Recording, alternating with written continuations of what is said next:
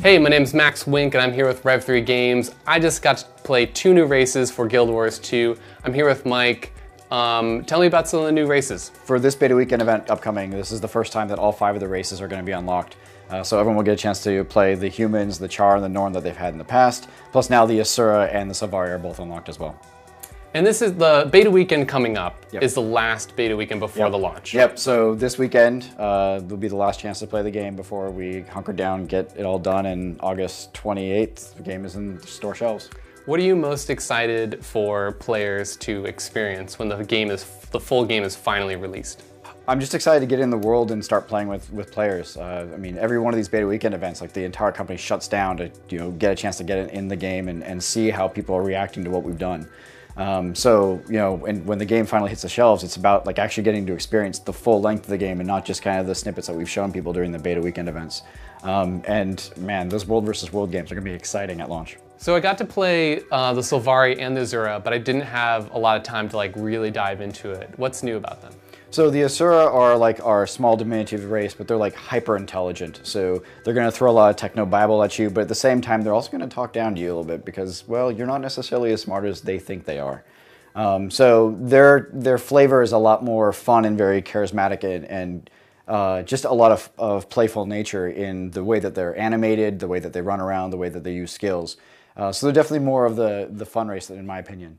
The Sylvari are much more elegant, but at the same time they're a little naive.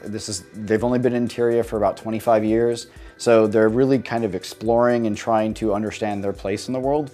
Like they have a basic understanding, like swords are sharp and you poke people with them and make them bleed, but they don't necessarily understand like diplomacy and the kind of complex nature of the world.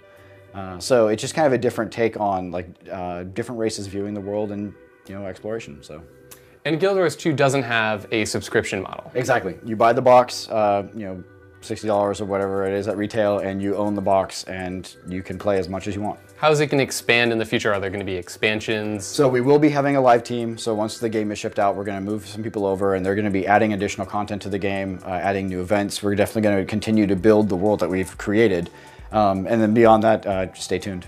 So there also is a gem system, which is a little hard to understand because you don't use gems as in the game when you play. You're not buying things with gems, but you can convert them to gold and also purchase experience. So basically the way that it works is you basically use real money to purchase gems, and then use gems as the commodity that goes through the gem store. Like basically this is how you purchase like microtransactions within the game.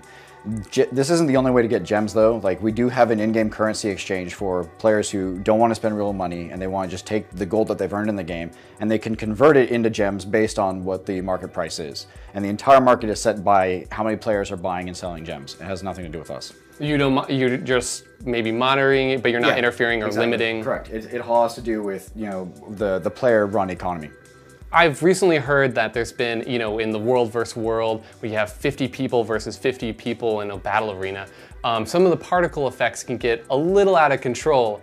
Have you learned anything from the beta weekends you've had and the feedback you've had? Oh yeah, absolutely. So we've got a new culling system that went in probably a couple of weeks ago that is basically designed to only show you effects that are really pertinent to yourself. So if you've got a buddy who's coming in and laying a lot of AoEs, that's not really important to you. Your enemies will want to know about it, but that's not really something that we're necessarily going to draw for you. It's mostly going to be things that are targeted directly at you or can be helpful or extremely harmful for you. So how can people get into the beta weekend? So at this point, there might be still a few codes lingering out there from the various websites that have been doing giveaways, but the best way to get in there is just pre-tail the game. If you need a retailer, check out guildwars2.com. There's a list of retailers you can get access to from there. Awesome, I can't wait. Subscribe to Rev3 Games, that's youtube.com/Rev3Games, and I can't wait to play some Guild Wars. Neither can I.